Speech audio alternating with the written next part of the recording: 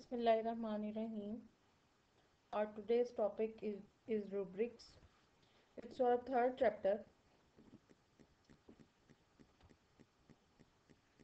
The content which we will discuss throughout these three lectures in lecture number 10, 11 and 12, that would be: what is a rubric? Why do we use rubrics in assessment? What are various types of rubrics? What are basic elements of rubrics? How do you make rubrics? The basic outcomes would be the students will be enabled to learn meaning of rubric. They can identify different types of rubrics, to know the steps of rubrics. First of all, what are rubrics? A rubric is a scoring guide used to evaluate performance, a product or a project. A rubric has major three parts. Number 1, performance criteria. Number 2, rating scale. And number 3, indicators. Rubrics can be used to assess student performance in a course, assignment, exam, practical, or internship. They can assess performance of a student in a research paper, portfolio, group projects, public presentations, and many other type of works. The overall scores and any subscales developed to measure more specific elements of performance are easily aggregated for further analysis at the program level.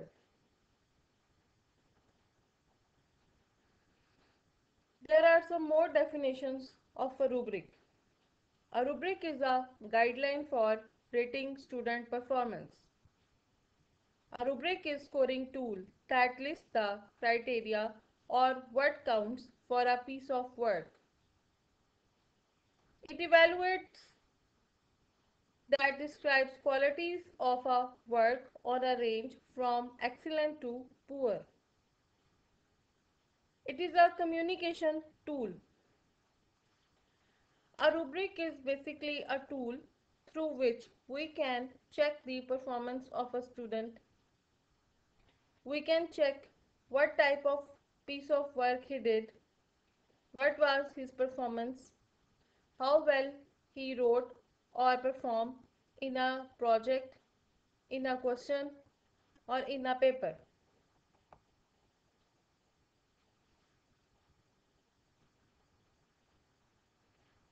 What does a rubric look like?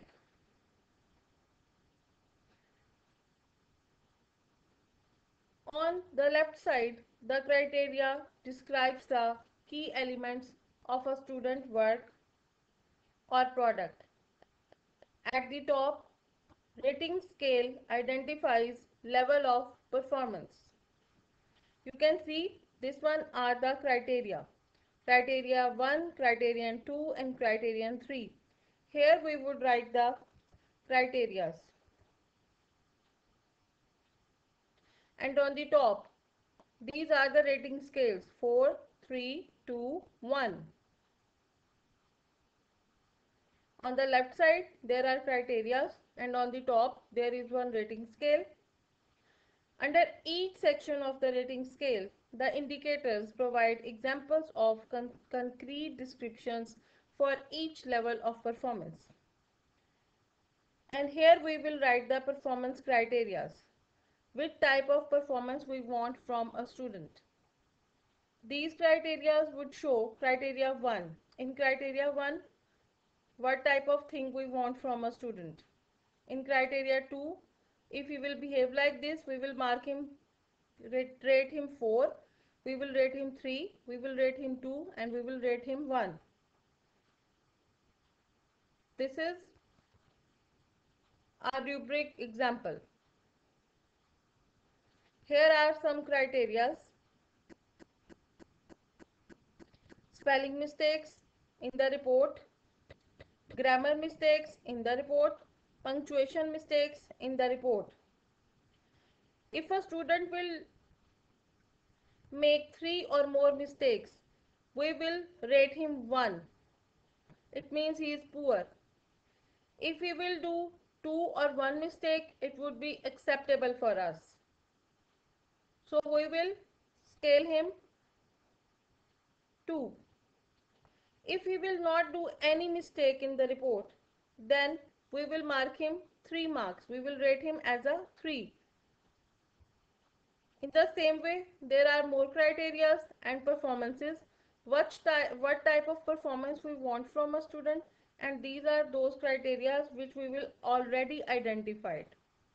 These are predetermined areas. A teacher will identify these areas. He will write them before checking the paper. Here he will make a checklist, and on this part he will write some mistake criteria, what performance criteria he wants from a student. Actually, rubrics are very beneficial for the teachers and the students. Rubrics establish shared expectations and assessment practices, especially when faculty members collaborate to develop them. These rubrics can be used to evaluate student work consistently. We can make it more efficient to assess multi-phase examples of student work or performance. Through these type of checklists and criteria, a teacher can assess a student's subjective questions very easily. He can identify easily that what type of things he wants in the paper. Then the next thing, why we use rubrics? What is the basic purpose of using rubrics?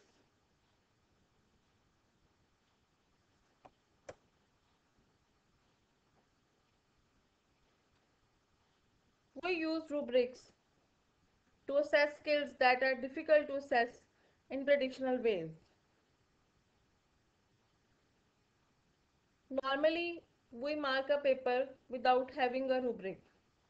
Then we cannot identify that roll number 1 performs better than roll number 2, or roll number 2 performs better than roll number 3. But if we will make a criteria and we will set a criteria, we can check a question according to that criteria. We can check performance indicators. Number 2, express what accounts and what is valued in a rich descriptive form. Of course, when we will design rubrics, we will make some values of the things, that what type of description and what type of expression we want in the paper from a student. Number 3, make the criteria for assessment transparent to learners. Clarify how quality is defined. It is understood that when we will design a rubric, we will actually clarify what type of quality and quantity we actually want in an answer. It improves student performance by clarifying expectations, the assessment process, and how one can improve. When we will write criteria, of course, we will inform our student that you are expected to do this sort of performance in the exam. Student will like to meet our expectations. They will perform according to our expectations. It supports learner self-reflection practices. It reduces the time you spend evaluating student performance. Mostly in our classes, when we show answer scripts to our students, students come with one complaint that, ma'am, I already written this. You are assigning him 40 marks, but you assigned me 32 marks. We did the same thing in the paper, etc., etc. So this sort of mistakes and this sort of complaints can be vanished through designing these rubrics. Promote high expectations, increase reliability and validity in assessment, The paper marking would be more reliable and it would be more valid because teacher will already have a framework to check the papers. Provide more clarity and objectivity than other tools such as rating scales. In only rating scale, we just rate according to what type of things we are checking. But through this, it's a type of rating scale, but it is more than a rating scale. Now these are the characteristics of rating rubrics.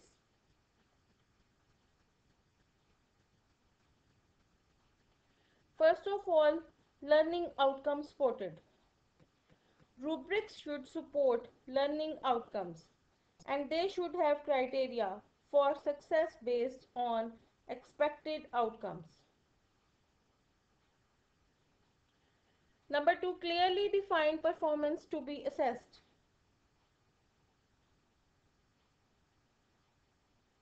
The left column should have clearly defined, detailed, agreed upon skill, task, or characteristic statements that are originated or organized in a logical or intuitive way. This gives more reliable results to the students. Clear descriptive criteria for each performance level. Rubrics should have specific, clearly distinguishable descriptive criteria for each box in the grid. Objectives and measurable descriptions are best. Each box should preferably have only one factor to assess. If you have two factors within a box, you cannot say that the performance level was achieved. If one criteria was met but not the other, this will make scoring more subjective. So to increase this objectivity, if the skill is creating a good first impression in an interview, it is better to keep eye contact and handshake characteristics in separate rows. मतलब left side पे आप जो जो criteria जिसमें आप identify कर रहे हैं उसमें कोशिश करेंगे आप एक कॉलम में हमें एक क्राइटेरिया जो है वो स्टूडेंट का चेक करना है. अगर हम एक कॉलम में दो क्राइटेरियाज जो है उसको रख देंगे तो डेफिनेटली हम दो क्राइटेरियाज को सही से जस्टिफाई नहीं कर सकेंगे. अगर एक इंटरव्यू में मैं एक स्टूडेंट के आई कांटेक्ट और उसके हैंडशेक के दो क्राइटेरियाज रखती हूँ और उन दोनों को एक ही कॉलम में रख देती हूँ तो स्टूडेंट आई कांटेक्ट तो मेंटेन करता है लेकिन शेक हैंड नहीं करता. तो इसका मतलब है कि अगर मैं वहाँ पर टिक करूँगी तो मुझे उसमें सब्जेक्टिविटी इन्वॉल्व हो जाएगी. तो इसलिए अगर हमने दो क्राइटेरियाज रखने हैं तो दो क्राइटेरिया के लिए हमें दो अलग कॉलम बनाना पड़ेंगे. मतलब अगर आप एक स्टूडेंट का जजमेंट कर रहे हैं, एक उसका इंटरव्यू ले रहे हैं और इंटरव्यू में आप रूब्रिक्स बना रहे हैं और उसके अंदर आप अपने क्राइटेरियाज आइडेंटिफाई कर रहे हैं, उसमें आप 6 7 8 क्राइटेरियाज जो हैं उसको आइडेंटिफाई कर रहे हैं.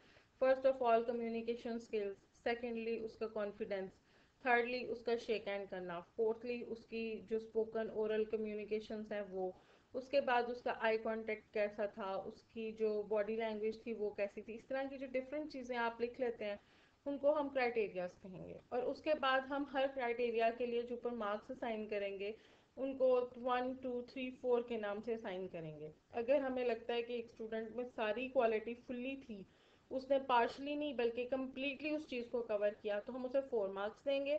लेकिन अगर एक स्टूडेंट कहीं कहीं आई कांटेक्ट मेंटेन कर रहा था तो हम उसे 1 नंबर देंगे क्योंकि उसका स्कोर कम होगा, उसकी रेटिंग कम होगी. तो एट द एंड जब हम उनके टोटल मार्क्स को कैलकुलेट करते हैं तो जिस बच्चे के ज़्यादा मार्क्स रेटिंग स्केल में आए हुए होते हैं वो विन करता है, वो फर्स्ट आता है. सो रूब्रिक्स जो है, एक्चुअली रूब्रिक्स आर हेयर जो हमें उन चीज़ों को जो हम किसी में चेक करना चाहते हैं, जैसे एक पेपर मेरे सामने आए तो पेपर में मैं क्या क्वालिटीज़ देखूंगी. फर्स्ट ऑफ ऑल के उसके अंदर जो बच्चे ने कंटेंट दिया है, कंटेंट जो था वो फुली कवर्ड था, उसमें डिफरेंट टर्मिनोलॉजीज यूज़ की हुई थी, कंप्रीहेंशन उसकी कितनी थी, एग्जाम्पल्स थी या नहीं थी, उसने थॉरो काम किया था, अकॉर्डिंग टू 12 मार्क्स उसके कितने पॉइंट्स थे. मेरे अकॉर्डिंग अगर 12 मार्क्स है तो फिर 6 पॉइंट्स हैं और मैंने एक पॉइंट को 2 नंबर असाइन किए हुए हैं, तो अगर किसी के 6 मार्क्स हैं, 6 पॉइंट्स हैं, तो उसको 12 मार्क्स दिए जा सकते हैं या नहीं। तो ये कुछ क्राइटेरियाज होते हैं जो टीचर्स स्टूडेंट की परफॉर्मेंस को चेक करने के लिए अपने पास लिख के रख लेते हैं उन इंडिकेटर्स को, और उनके मुताबिक उस चीज़ को चेक करते हैं।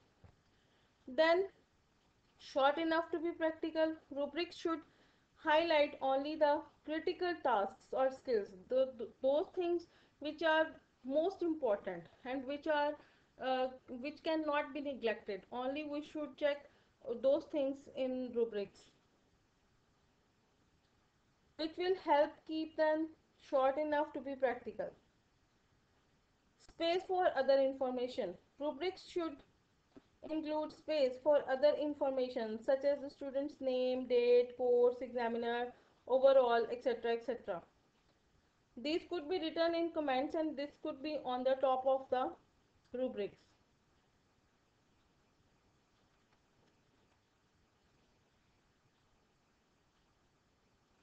There are some more characteristics of rubrics. Criteria. An effective rubric must possess a specific list of criteria so student how exactly what the teacher is expecting. Student should know कि teacher की expectations क्या हैं. Then there should be gradation of quality based on the degree to which a standard has been met. Basically, a scale is a gradation. The gradation should include specific descriptions of what constitute like excellent, good, fair and need improvement. ये 4 indicator आप एक criteria को check करने के लिए रख सकते हैं. Each gradation should provide descriptors for the performance level. Typically, there are 4-6 gradation levels on a rubric. Then there are descriptions. Effective rubrics offer a lot of descriptive language. The rubric describes exactly what makes an assignment quality, specificity. The descriptors enable student performance to verify and comprehend their scores. Then the fourth one is continuity. The difference in quality from a score point of 5 to 4 should be the same difference in quality from a score point of 3 to 2. All descriptors should model and reflect the consistent level of continuity. मतलब अगर आपने descriptor 1 में 3 और 2 के दरमियान ये level रखा है कि अगर एक बच्चे ने 4 गलतियां की तो उसे 3 मार्क्स मिलेंगे और 2 गलतियां की तो उसे 2 नंबर मिलेंगे, ठीक है। और इसी तरह फिर आप जब नेक्स्ट लेवल पे जाएंगे तो आपको उनके दरमियान सेम गैप्स रखना होंगे। ये नहीं कि जब आप डिस्क्रिप्टर 4 एंड 5 पर जाएं तो फिर आप कहें कि जी अगर बच्चे ने 6 गलतियां की हैं तो उसे हम 4 नंबर देंगे, लेकिन अगर बच्चे ने 15 गलतियां की हैं तो हम उसे 5 नंबर या 5 का फिगर जो है वो साइन करेंगे। तो जब आपने कॉन्टिन्यूटी बनानी है तो कॉन्टिन्यूटी में जो गैप हमने क्लास इंटरवल देना है that should be same. Then there is reliability. A good rubric should be able to be used by various teachers and have them all arrive at similar scores. Reliability also can refer to time. For example, if you are scoring your 10th essay, the rubric allows you to judge the 10th essay with the same criteria that you judge the first essay. जितने भी question या जितनी भी आपने उसमें चीज़ें 1 bye 1 check करनी है, अगर आप इंटरव्यूज कंडक्ट कर रहे हैं और आप इंटरव्यूज 5 डेज तक कॉन्टिन्यूसली कंडक्ट कर रहे हैं तो 5th डे में भी आपको सेम क्राइटेरिया फॉलो करना होगा जो आपने डे 1 के लिए फॉलो किया था। Next is validity. A rubric possessing validity scores what is central to the performance and assignment, not what is easy for the eye to see and simple for the teach to grade. Last is models. Don't forget to model exemplar of product at various achievement levels. Be sure to keep the models anonymous because models are those things through which a student can get the practices.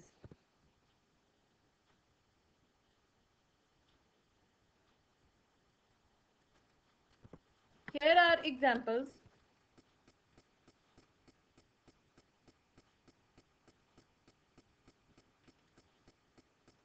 Now there is one performance area, reliability.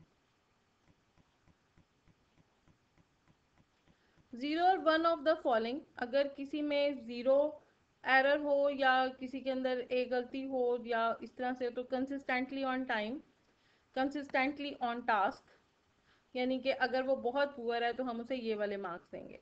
Following all directions, completes every task. Second में, two of the following, consistently on time, consistently on task, follows all directions, completes every task. Good, three of the following, consistently on time, consistently on task, follows all directions and completes every task. All of the following, consistently on time, the same things we have written here. Ab now, what are the criteria for excellent? Performance is exceptional, well above the expectations stated in the outcomes. अगर reliability को check करना है तो हम देखेंगे कि उसने जो, अगर उसने ये सब चीज़ें की हैं और उसमें वो एक्सेप्शनल रहा है और उसने हर डायरेक्शंस को कंप्लीट किया, तो हम उसको 4 पे टिक कर देंगे. फिर हम देखेंगे कि performance is above the expectation stated in the outcomes, then 3 पे कर देंगे. Performance meet the expectation stated in the outcomes, then this would be acceptable. Performance does not meet the expectations stated in the outcomes. It means he scores 0 or 1. Now these are some references. These all are references to know about the rubrics.